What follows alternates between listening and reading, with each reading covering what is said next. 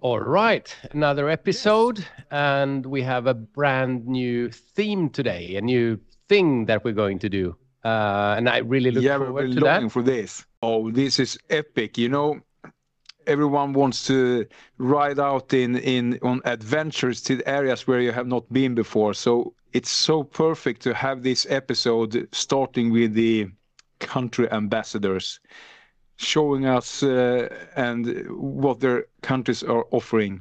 The thing we're doing is we're going to have a deep dive into all the different interesting adventure riding countries, and to get all the information we need on that country, we bring in an ambassador that knows the country from the inside and out and everything. So today's country is Romania. Yes. Um, And it will be really cool to just get a proper feel of how the country is, because I guess there's a lot of people out there that have a lot of impressions of how the countries are. But when you talk to the ambassadors, it's quite different from, especially for what I imagined before, because I don't know all the countries that we are going to visit. Yeah, so we're talking about Romania.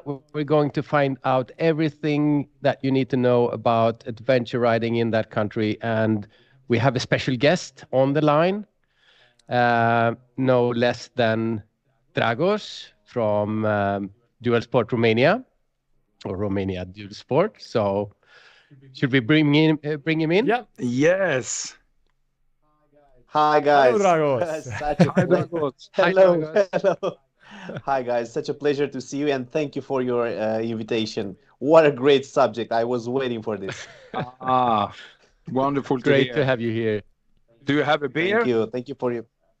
Absolutely, there is no question about it. It's a local beer. That is really good to What hear. is it? I- Dragos, and welcome. Thank you. Thank you. Cheers. Cheers, everyone. Was that the Romanian beer you're drinking? Yes, actually, it's a Romanian beer. It is called Ciucaș. It's Ciucaș. the name of a mountain peak called Ciucaș, because the plant producing this beer is taking the water from the mountain springs and producing the beer with it. It is absolutely great, and I encourage you to try it when you come to Romania. This alongside with the famous Ursus. Ah, wonderful. Indeed. I'm really hoping to taste that beer. So let's yeah. start up from the beginning a bit. So Dragos, could you tell us a little bit about you, and especially in relation to adventure Motorcycles. riding and things like that? Who's Dragos? Yes. Yeah. So yeah, I'm Dragos Bărescu, and I started to ride in 2004. I actually started to ride small displacement cross motorcycles like KLX 250, like KTM 250, and I've always been a nature lover, and I've progressed from the small displacement bikes to bigger and bigger. I've tried a little bit of everything up until last year's, BMW R1250 GS. Wow. But my love for the mountains, my love for the nature, and for the motorcycle were perfect, because I found through the motorcycle the perfect mean and the perfect machine to take me there and to enjoy the sceneries in my beloved country. I rode Romania from north to south, from east to west, for all the Carpathian mountains. We call it the Carpathian Arc because it's like an arc, like this. And basically everywhere where it could be humanly possible to ride, I rode it. So yeah, I have a vast experience. I've but I've not experienced too much going outside Romania, because I have so many things to do here. And the terrain is so diverse, from mountain peaks to valleys to very deep valleys, lakes, rivers, sea, everything, plains, forests. So I didn't felt the need to get out of the country to experience something else yet. That's good to hear. Perfect ambassador Well, then as well. I know you have really hard riding, because there's the Romaniacs from Red Bull. Yeah. That's for the super tough ones. But What levels of skills on riders would feel happy in Romania? So actually, Romania offers a lot of types of roads for everybody, from the beginner adventure riders to more advanced to really advanced guys. It's all depending what you want to see and where you want to go. And according to that, basically in all the cardinal points of the country, you can find a riding place and a riding road that suits your skill level. So it's not important what type of skill do you have. The more important thing is that you want to come. You have a great team with you, and you make a very good research before coming. That it's very good. Everybody knows that, but not all of the that. And Robert knows about this. There are some sections really difficult, so you need to do your research very well before coming here. But basically, everybody can ride any type of This leads me into a question, Dragos. How is the law for riding off-road in Romania? To what level could you ride on single tracks or in actual terrain, so to speak? Yeah, the law is quite permissive, and maybe you saw on the other forums that Romania is the last, let's say, heavenly paradise for bikers from Europe because of that. Because Wonderful. I know there's a lot of groups going from Norway and booking trips in Romania because of exactly that. They can go out in the mountains and they can actually ride wherever it looks like they can ride wherever they want to. So I see that. And of course, for Norwegian guys, it's really cheap to go to Romania as well. But it's okay to ride off-road because that's not allowed in Norway, for example. Mm. Yeah, there are only a few exceptions. One exception is the national park. So if you take a look on the map and you can see a national park, okay, then normally you are not allowed to go inside. But there is also an escaping from this exception, an escape from this exception. The law of common sense. So if you go inside and you are not obnoxiously loud and you don't leave a footprint like pets, like dirt after you, then the authorities patrolling these roads, because there are authorities, there are some kind of rangers patrolling these roads, they will ask you, of course, what are you doing here? You can always say, yes, okay, I've made a mistake. I did not do my research, but look, it's quite fine. You will not have any type of problems. Okay. A little bit more of a problems you will have with private properties, but normally they are signaled with a private property sign.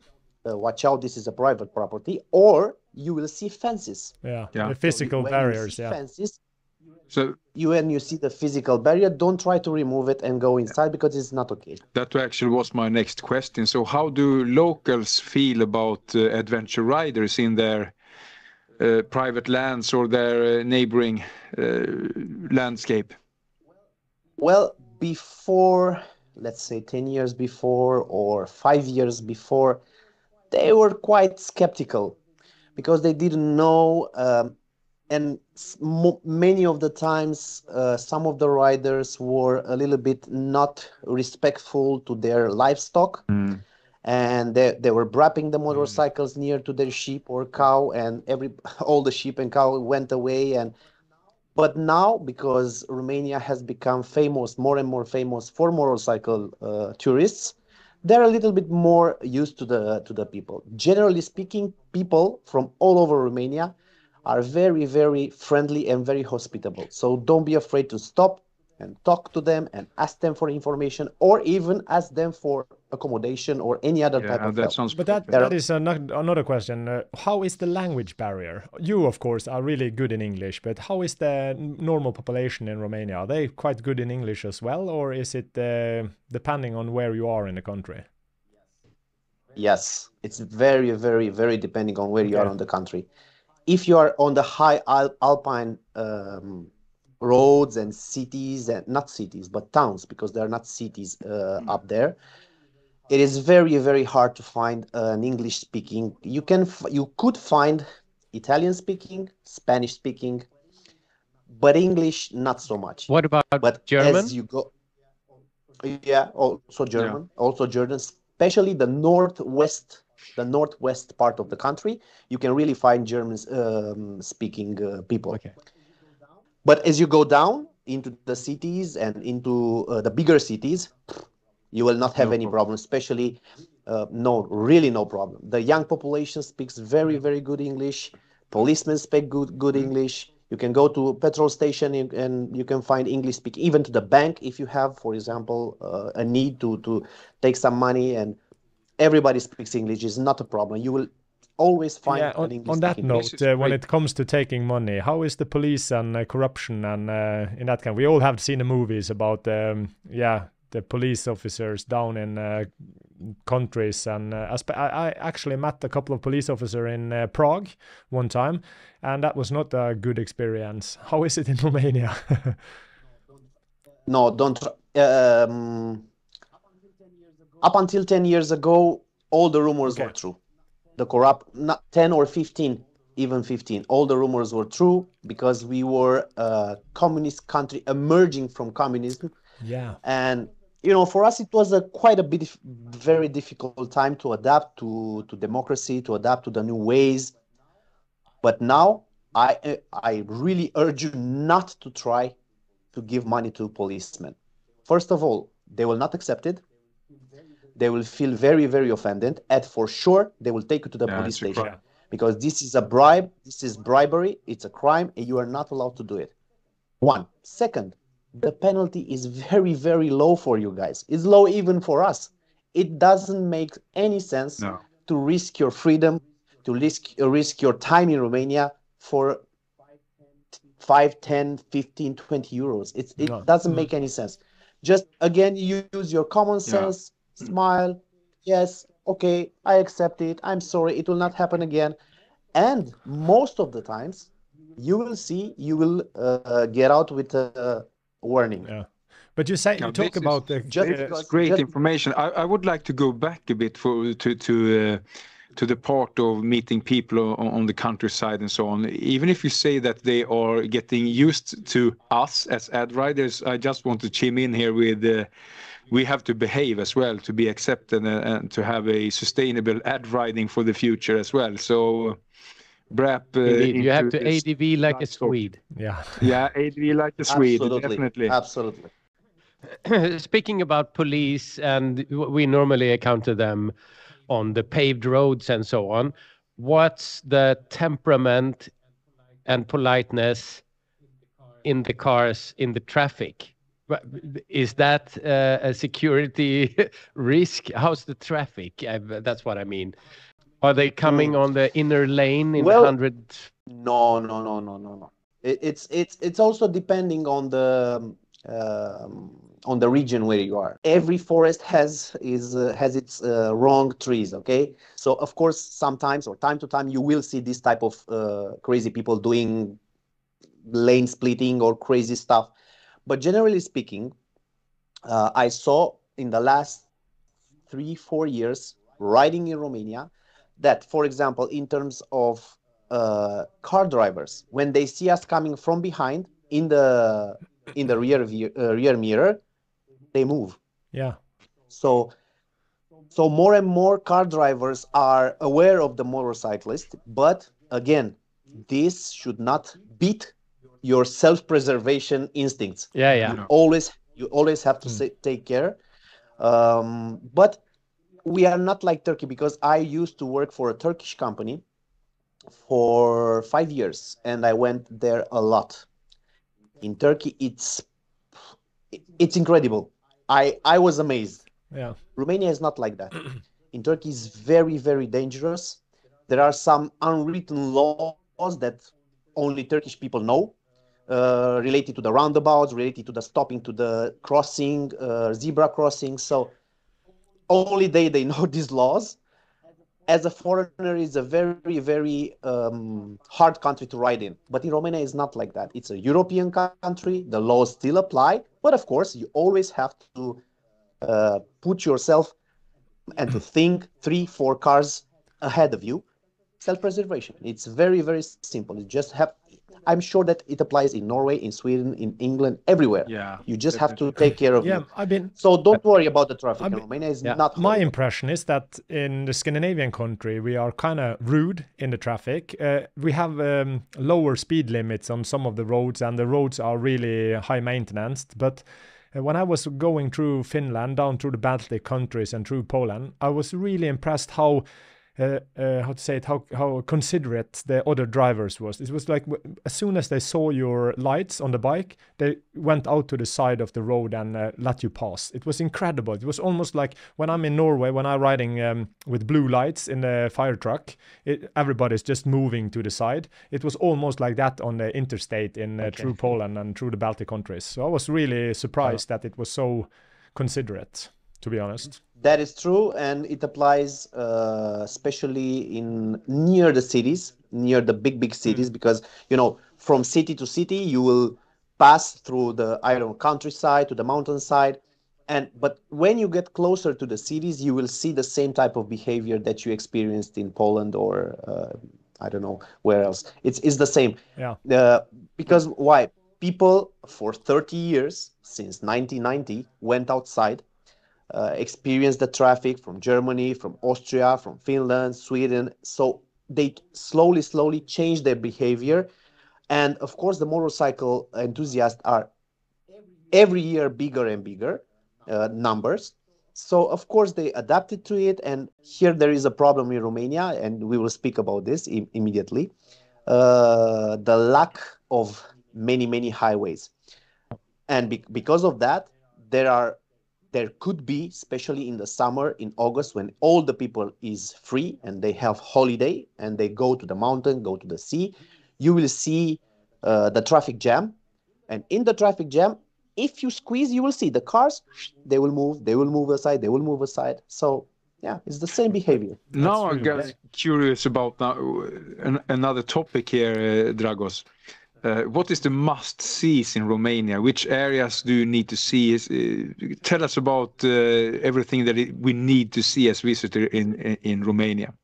Yeah, let's play a game. I'm first time visiting Romania, and I want to ride adventure bike on nice roads, not Romaniacs, and I want to see these amazing places that Matthias spoke about. So let's start with that. What should I plan for to see?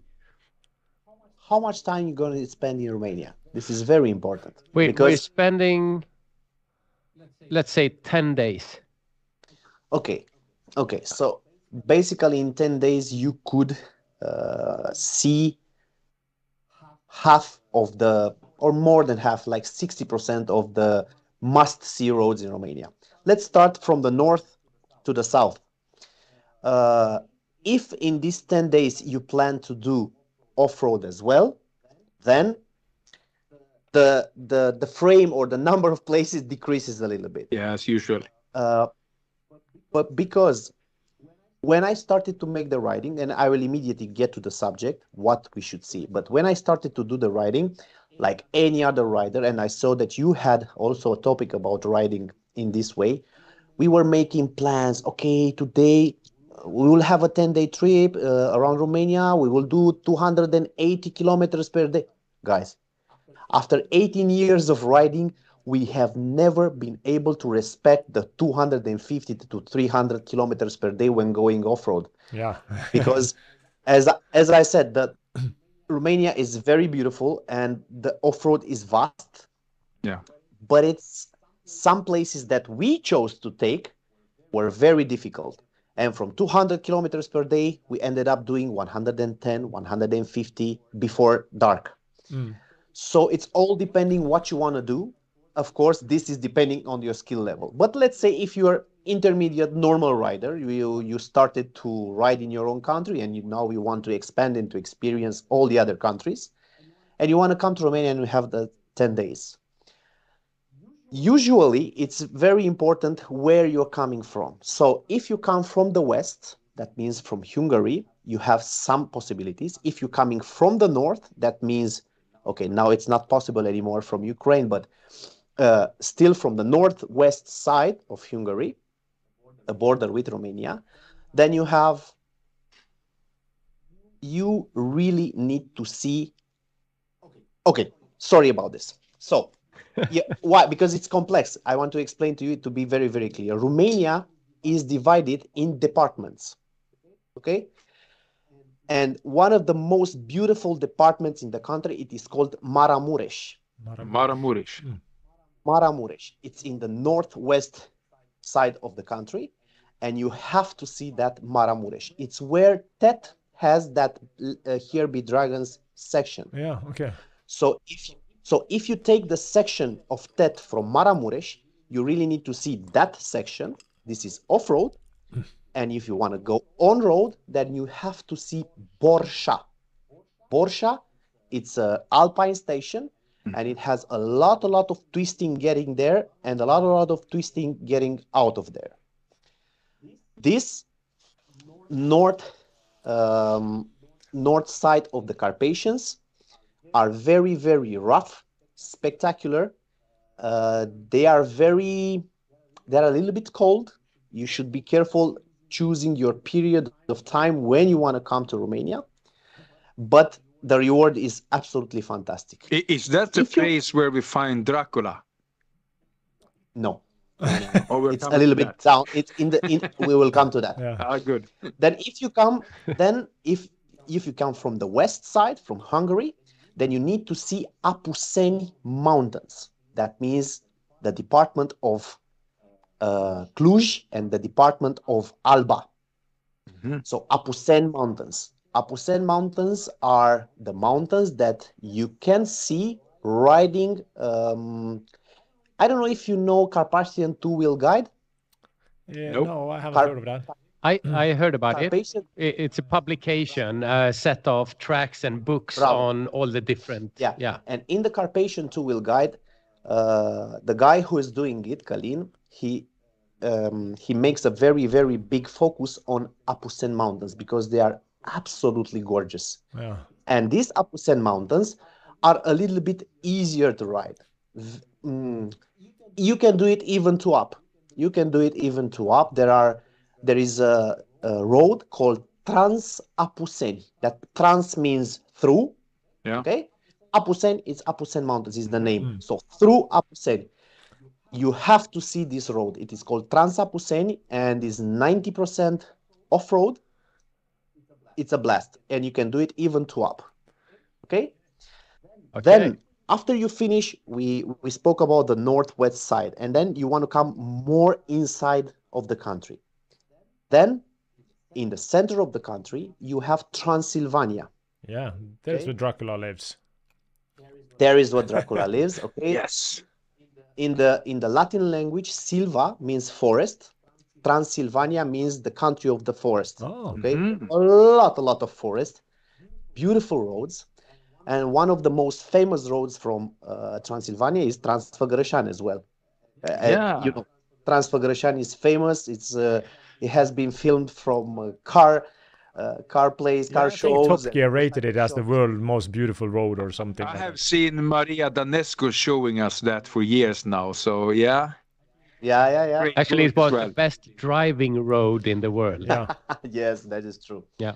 So there is a city. It's a big city called Brașov, and I encourage you to always take the time, if you have it, to also visit cities, because you can see here interesting architecture in old city centers. A lot of the cities are old citadels, like Sighișoara, for example. It's a living citadel. People are still living inside. That medieval wall with medieval buildings. It's really nice. And then there is, right next to Brașov, there is a town called Bran. And in Bran is the Dracula's castle. Yeah. So you can ride the Transfăgărășani, go to Bran to visit the Dracula's castle. It's a very nice castle. It has a legend, a legend of Dracula. But then... Has it become a tourist trap? It has become a tourist trap. Yeah, but is that one of the sighting that is on the UNESCO World Heritage site, or what it's called? And I was reading up on Romania a little bit before we started this interview, and I saw that you have 7 different UNESCO World Heritage sites. And for me especially, you talk about a lot of about the roads and places you need to visit. But for me, as you talked about, like the infrastructure and the castles or the church or just the culture of the towns and small cities. And I imagine in Romania it's quite similar to other countries where you go over a valley, you always come down to a new town, or That is true. And that is true. That is true. From what I've seen on pictures, the small towns away from the cities are quite nice and really spectacular in many ways. Yeah. And it's quite an interesting story because, for example, in Maramureș, the north side, the first one that we spoke, Maramureș County, right there, many of times we had the opportunity to ride, and we were not finishing our goals for the evening, and the night is coming, and we have no place to put our tents. But guys, believe me, you can always find somebody inviting you in their yards to put the tents in their yards. They are so hospitable, you cannot imagine. So this is coming from the traditionality of the people. Yeah. And in the north side of the country, you can see, for example, the Happy Graveyard. It's a word UNESCO. Yeah. The Happy Graveyard. But is it the happy graveyard or is it the married graveyard? No, it's happy. Okay, happy. Because if you read on the, for us it makes a lot of sense, and it's a lot very, very comic. For foreigners, not so much because they don't understand Romanian, but really, believe me, it's like making fun of the people dying there. It's really incredible, very, very nice. But for you, it's interesting to see the architecture of the graves, the painting that they use, the monastery. So it's really really nice to see and to take the time, as you said, to experience also. And it's very easy nowadays. It's online. You very easy can take your information and go there and visit it. That sounds like a cool place to book a place to be at in the end. You cannot. Yeah, but and the food. We will speak about the food. I hope there is a culinary section about this. Oh yeah, you should be, because food is really important. We will get into So now we are in the center of the country. Well, right now it's getting interesting, because as in the center as much possible, then you have a plethora of possibilities of going off and on road. Yeah. So if you if you go into the southwest side, then you have Transalpina Road, which is incredible. In the Transalpina, or after the Transalpina Road, you have the Strategic Road, the Strategica, we call it. It's a famous around 70 kilometers off-road, and in my opinion, one of the best from the country. It is very, very spectacular. Rob knows about it. And then if you go again into the center, so we went southwest, and now we go back to the center. Then we have Cindrel Mountains.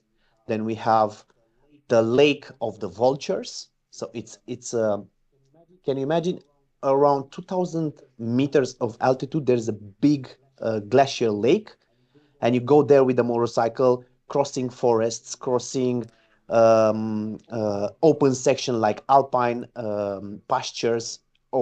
It's incredible. This area, the center of the country, it's a heaven for motorcycles. Yeah, so sounds amazing. Definitely, you cannot. You will see. If you come, you will see. But again, it's all depending on your time, your skill level, and if you have somebody with you or not. Even if you don't have, there is still enough information on YouTube. You can also contact me via my channel, of course. You can contact me, and I will be more than happy to help you to decide and to give you the tracks. Yeah, but this is great, as you're speaking of the Romania dual sport. Be sure to look at that.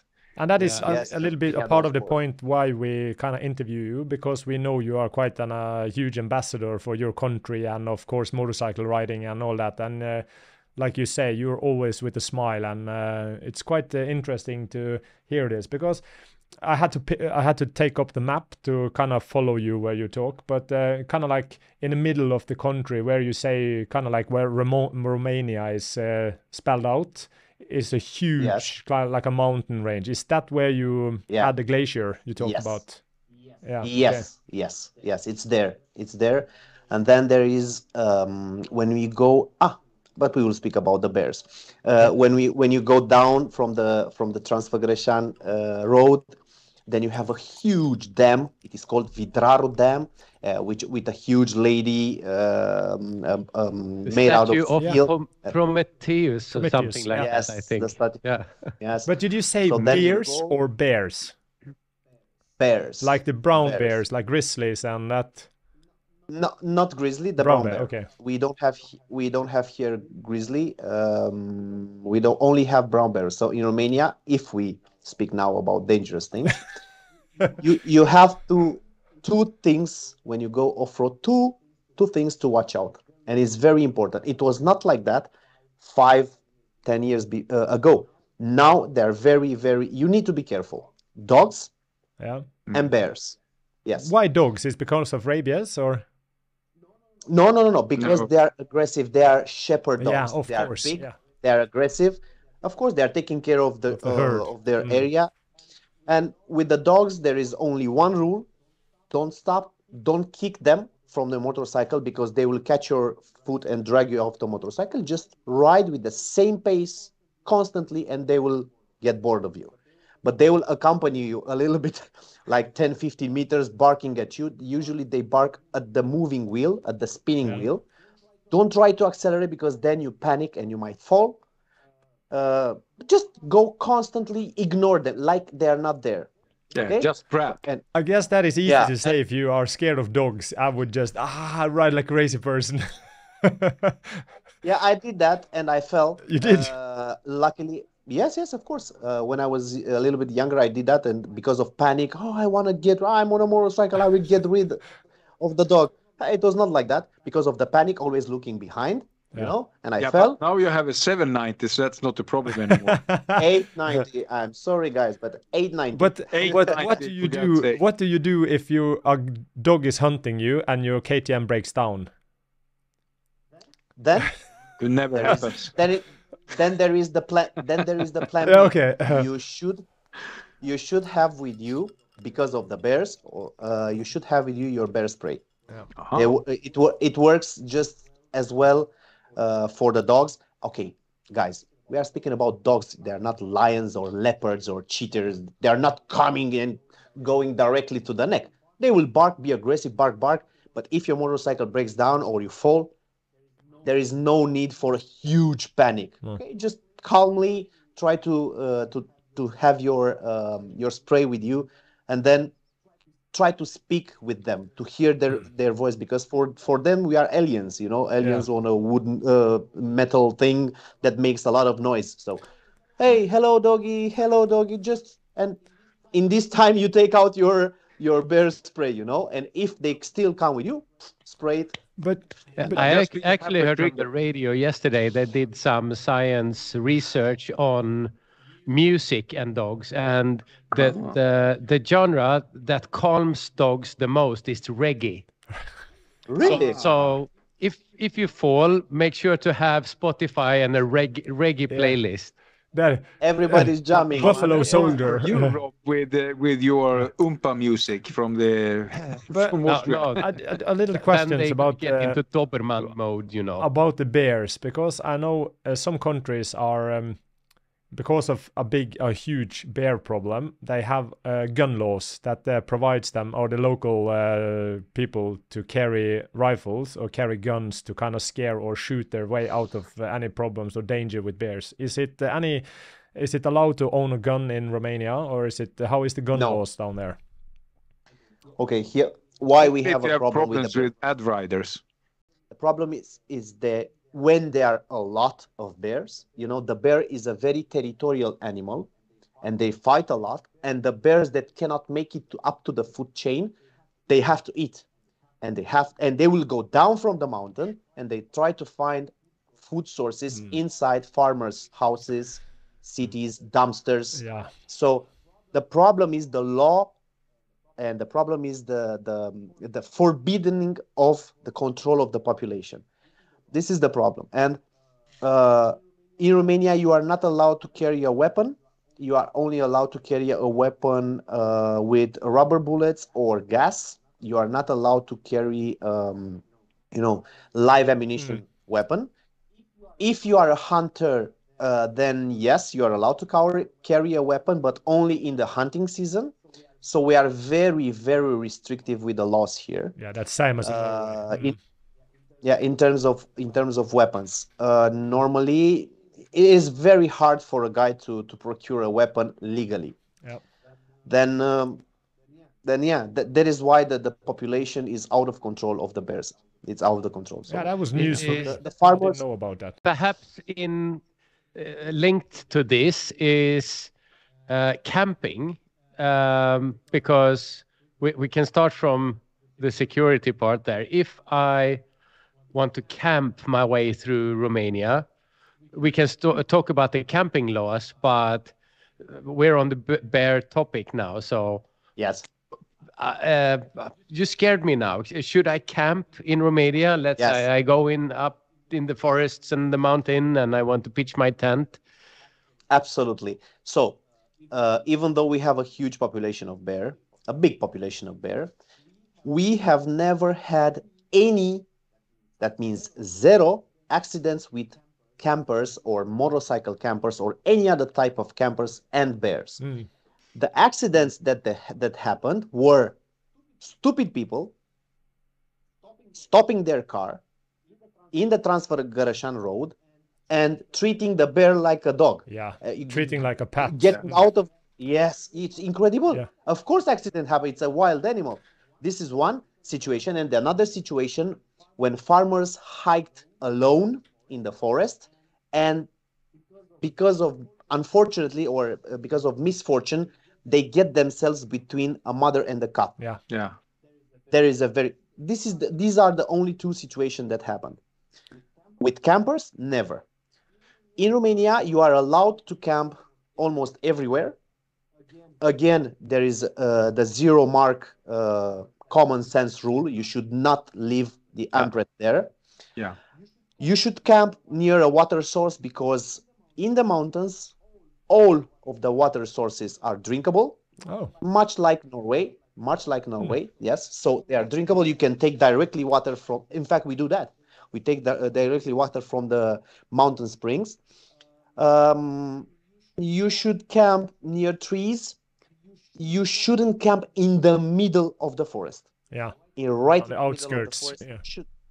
On the outskirts of the forest, of course, near the water, or a little bit far away from the town. Yes, without any problem. Is this common with Romanians as well, or so only tourists that are camping? No, camping in Romania. Nowadays, a lot of people are camping. As I said, especially the younger generation, my generation, or even younger now, they experience the true nature of camping and the benefits of camping, and they watch YouTube videos and they want to camp. They want to go outside and experience nature. So it's very common. There are a lot of places where, let's say, famous for camping, for campers. They go there only for camping, and you will see them. Yeah, and that is quite important. But I should still take the classic precautions, I guess. If you have garbage bags, you hang them up away from the tent, and you don't keep the food in the tent, and Common things sense, like that. guys. Common sense. I always say. I think it's important for people to kind of get involved with nature and animals, and kind of get out there and see that it's not that scary that many people think. It's kind of like a scare stories made of fairy tales or in the media sometimes. It's money the same here in Norway. A lot of people talk about bears and wolves here in Norway, but they are so shy for people, and we are not on their food chain. So we kind of, it's like you say, if you get in between the cubs and the mother, then you can get in trouble. But they are so shy. They smell you from miles away. So they would stay away from you for if they can. That is true. That is How true. is it And with starting a campfire? Do you have fire bans or good question. general forbids or? no, we I remember when there was a very, very big drought in one year that the police announced over the radio, okay, please, you should not do fires. And generally speaking, you are allowed to do it. Of course, again, not in the middle of the forest Yeah. because it's summer, Yeah, of it's course. dry, and you can burn, okay? But generally speaking, you are allowed to make campfires. And you use common sense there as well. You build your fire pit and so on, and you Absolutely. shouldn't do it in high Absolutely. winds or hot and dry days and so I on. really love that Absolutely. because, like you say, common sense is so how to say far away these days. Everybody, all the governments trying to rule or trying to make rules of everything you do today. But just to listen to have a country that actually apply for the laws of common sense is just heartwarming. Absolutely, Yeah. because So you see, for example, in one of my videos, we were 7 people last year, 7 people with the motorcycles, and there was this hungry bear because we saw it. He was thin. Yeah. That means he was rejected. He was pushed away from the alpha males. Okay, 7 people, 2 motorcycle running, and he was coming. He was coming, not aggressively, but he was coming. He was coming. I took out the spray. Why? Not because I was so afraid of him, but because I was sure that he would smell the food in our luggage and destroy our beloved Moscow or our beloved Lone Rider. For this reason, I used it, not because I was so afraid, because some of the bears, they're a little bit bigger than a big dog. They're not huge. They're not No. huge bears. They're still dangerous. So the same with the tent. A hungry bear will come for the smell. So don't do it. Don't keep you in the. Don't sleep with your barbecue on top of your chest. It's stupid. Just put it As away. we do. As we Don't normally put do. bacon Yeah. on your we're chest. speaking about camping here. If you're not wild camping, do you have like formal campsites as well? Yes. You have to look at camping in Romania. There are 2 types of camping, so mountain and seaside camping. But yes, you can find a lot of camping Yeah, but on sites. campsites. Official camp. Okay. Yeah, on Do you campsites have, is it tent spots and cabins or? Yes, it's 10 spot cabins, shower Yeah. with a kitchen. If you don't have the access, you can come with the RV and connect it to the power line. So you have this type of camping. The seaside camping, because it's near, but we will get there because we are still in the center of the country. The seaside camping sites, and there is still this popular for camping sites. That what it means. You have nothing, but there are a lot of people going there. Why? Because it's very, very beautiful. So you have access, of course, to the water because of the river. Yes, but you don't have electricity. You don't have a toilet.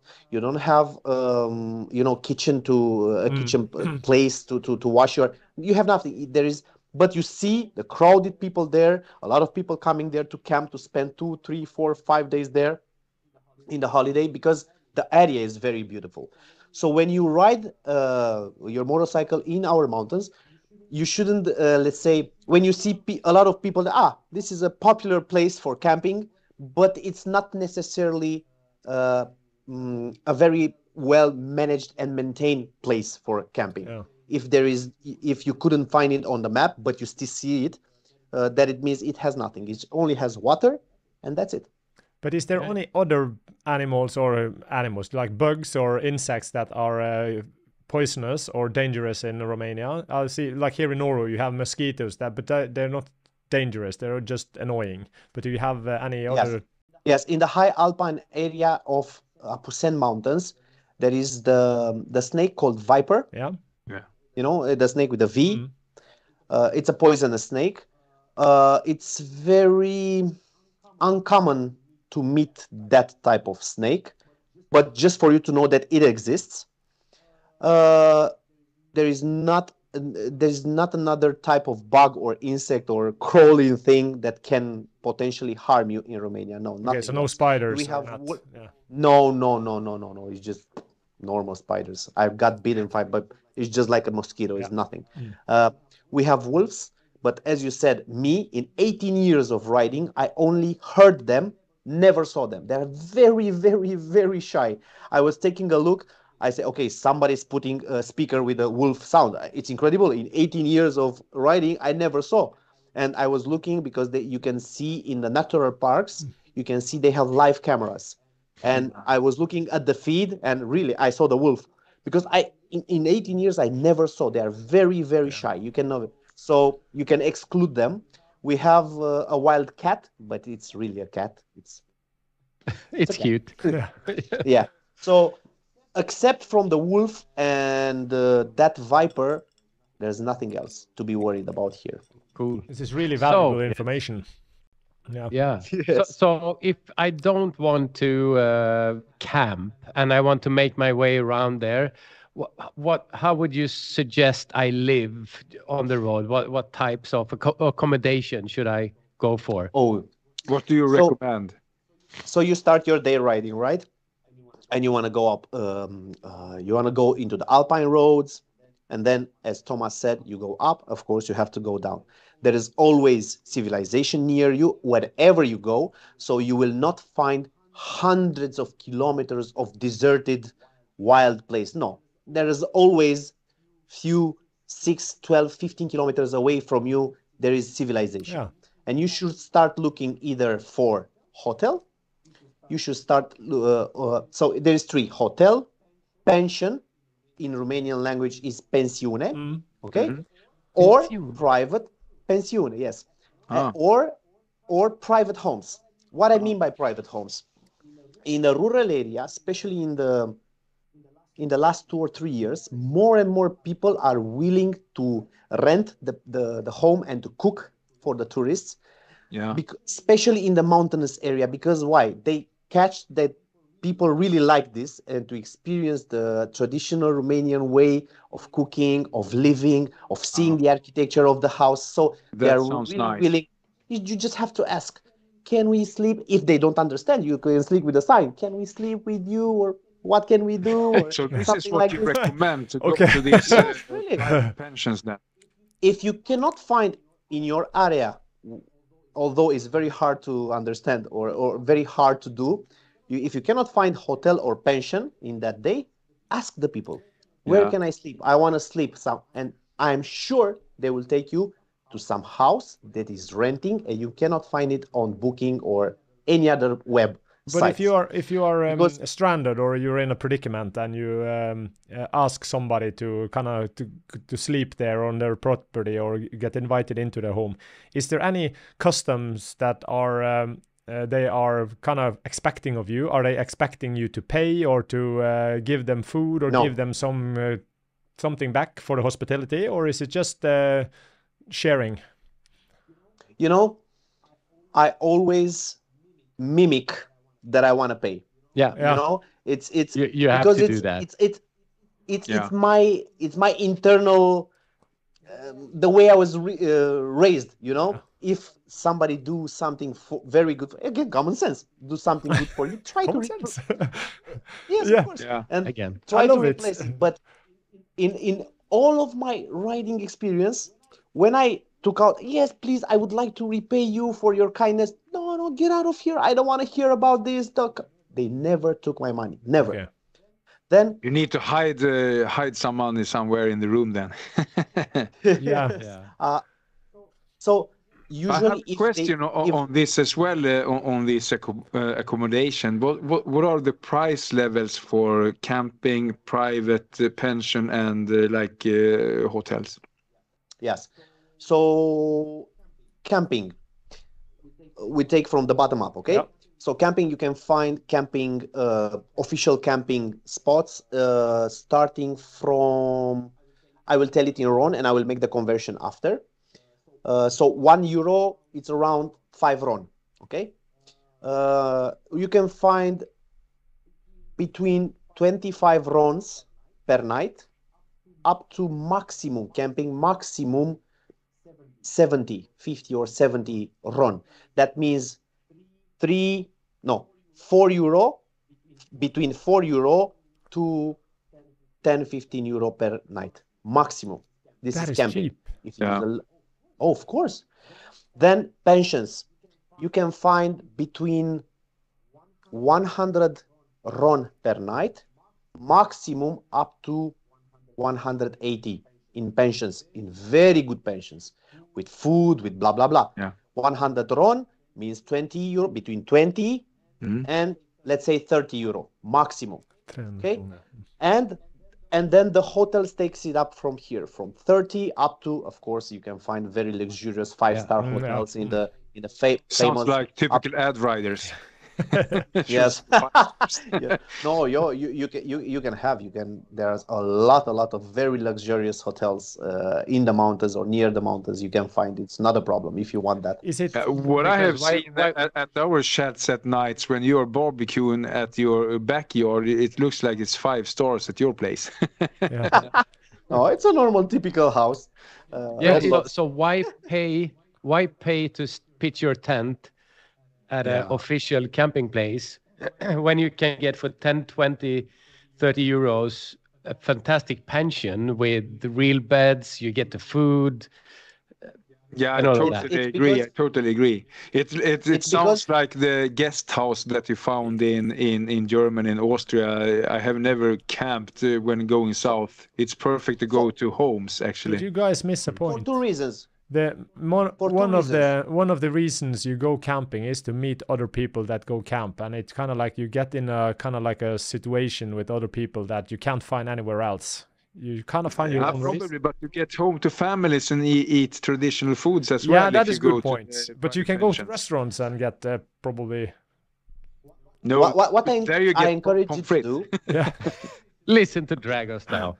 Yeah. What I encourage you to do if you go into campings or pensions is to try to speak with people, especially to young Romanian people. Why? Yeah. We as a nation, we are a little bit, not me of course, but we are a little bit shy. Yeah. Why? It comes from tradition. It's from the core, from the DNA. You know, we are a little bit shy people. So, but you will see their look. They will look on your motorcycle. Very nice bike. Encourage and come. Oh yes, it's very good. You will see. You cannot imagine the information that you get, the hospitality. You can develop relations and get information that you really need or you don't know that you need up until that moment just by speaking with people. So camping is one of the reasons to do that. And the second reason that you want to camp instead of going to the pension, even though the prices are similar, is because you don't have a pension free. Guys, in the summer, it is very, very, very hard to find a free pension, especially in the August. In August, it's horrible. So we've done the tracks, we stayed at campings and accommodation, and now we're hungry. Yes. No, we really need to fill the belly. Yeah. Generally speaking, cheers guys. So tell us about the Romanian cuisine and what should we get? So in our tradition, the tradition way of eating in Romania, or if you want to have a big meal, for example, like a dinner or a lunch, okay, we are used to have soup, then up to the main dish. There we have 2 possibilities. You can either have traditionally cooked food, like the one that we are doing here, our wives are doing here inside the houses, or you can have the grill or the barbecue side. It's all depending on what you want and where you are.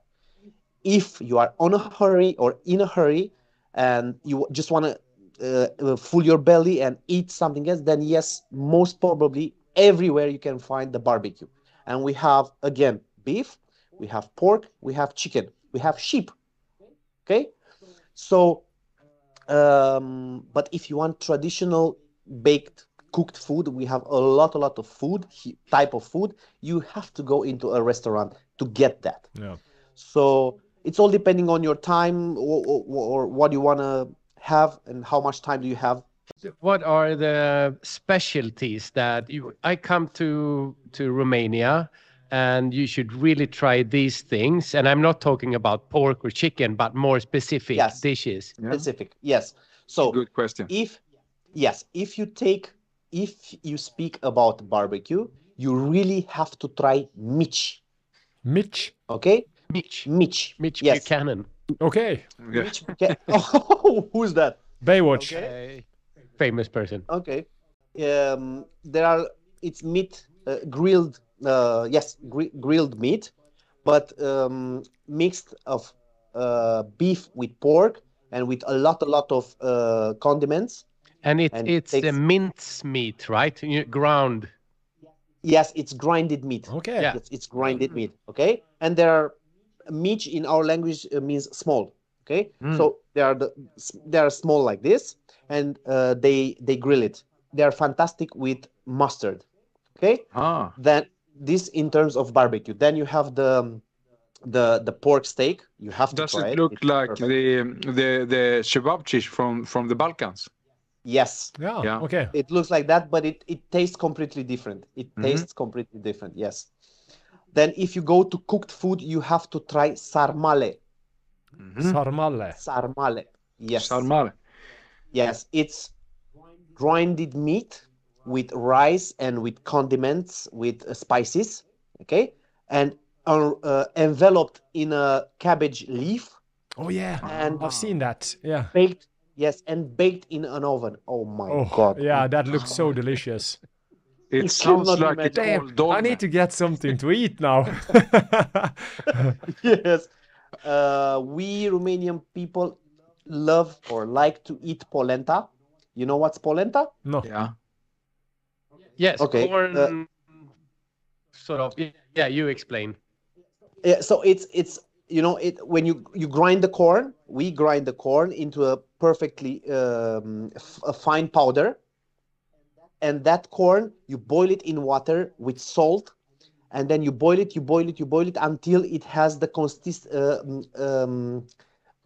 some kind of consistency. Yeah, like a dough. It's Yeah. not, yes, it's not liquid anymore. And you can ask for polenta. You can eat it basically with anything. Barbecue. Yeah, sarmale, instead of rice eggs. and potatoes and things like Yeah, as yeah. a side dish, I guess. And It's I like think it potato. could be described as a yellow porridge. As a yellow porridge. It Yeah. Yeah. just like a replacement for bread. Yeah. Okay. Like Yeah. a replacement for But yes, like a replacement when you for come bread. when it comes to food, it's always nice to taste the local breweries or like the beers or the wine or the drinks. Is there any particular drink or beverage Yes. that is popular in Romania? So You're if jumping you are a into beer, drinks. yes. So if you are a beer lover, Yeah. you have to try Ursus Ciucaș. Oh, that was a hard name. Ciucaș. Chukas. That's the beer he's drinking right now. Yeah, hold it up Yes. to the That camera local again, to your please. area. Chukash. Yeah, okay. Looks good. Chukas. Ciucaș. Okay? Is that a local beer from Yes. your area? Yes. No, Do you not from my find it area. all over Romania? You can find it all over Romania. Oh. Yes, you can even find distilleries, small family-owned distilleries of beer. You can buy the artisanal, let's say, beer. But the mainstream beer is Ursus, Ciucaș, Timișoreana.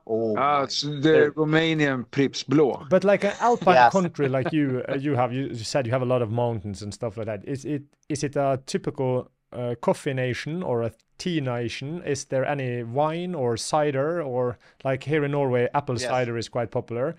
Do you have something similar there? Yes, actually, we have our own homemade alcohol.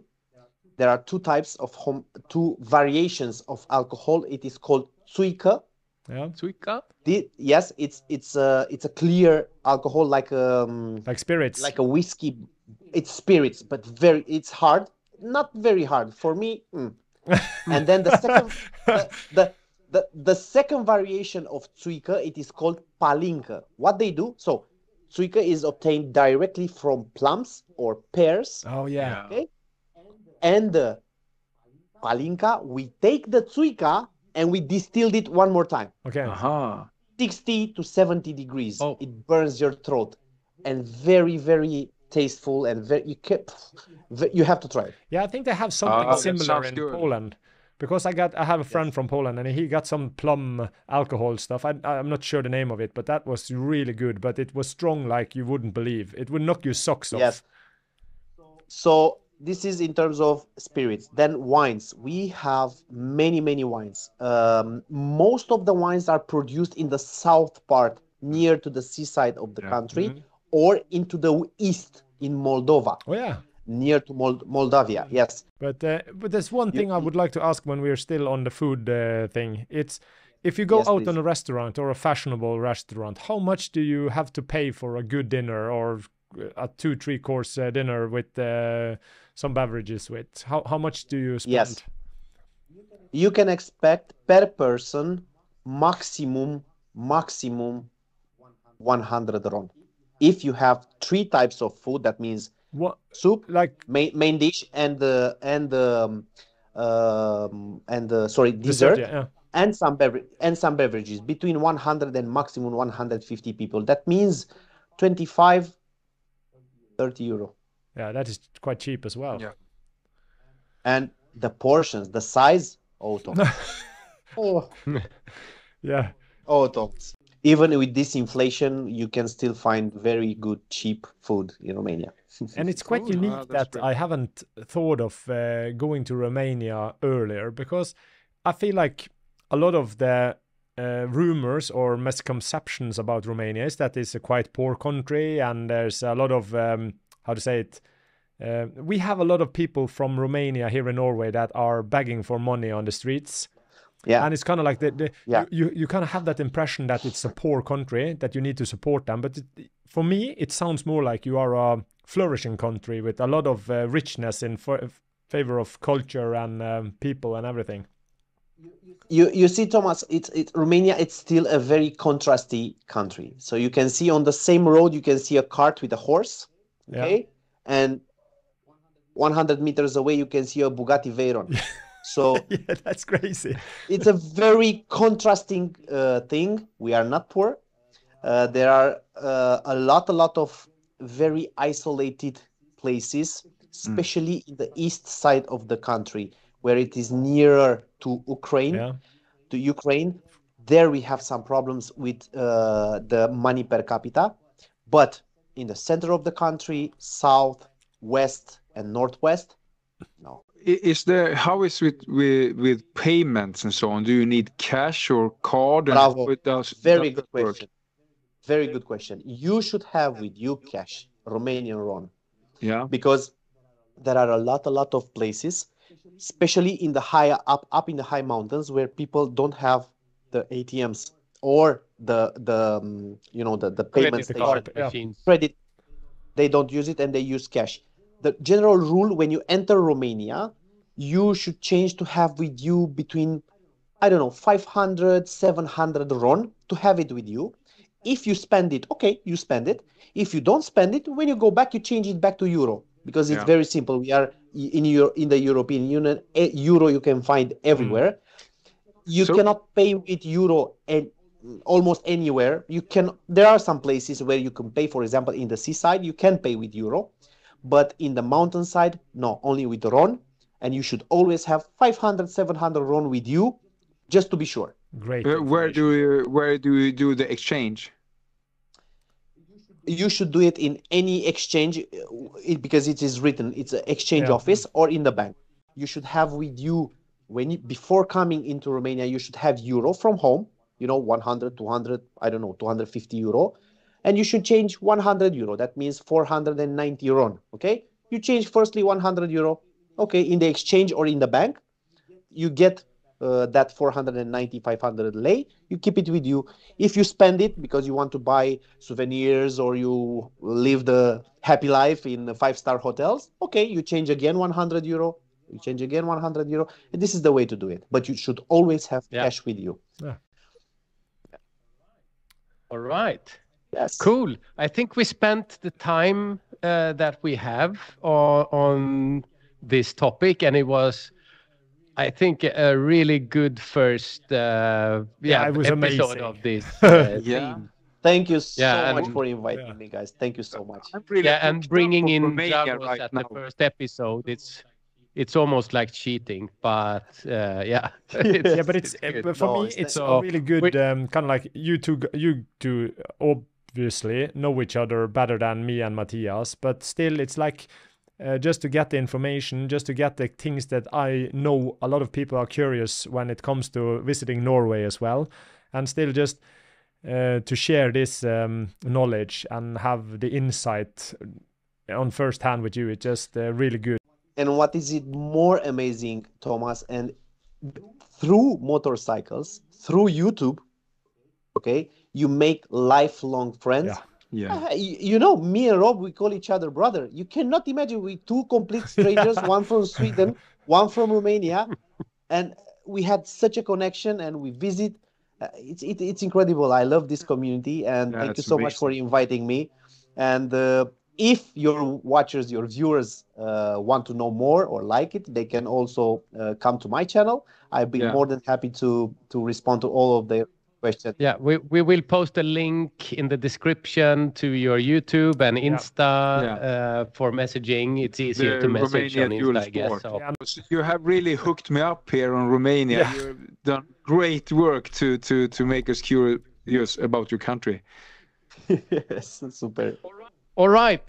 So thank you, Dragos. Thank you. And we'll be in touch. And Yeah. thank you for doing Yeah. this. Thank you so See much. you guys. So, Appreciate it. Bye-bye. Bye-bye, everyone.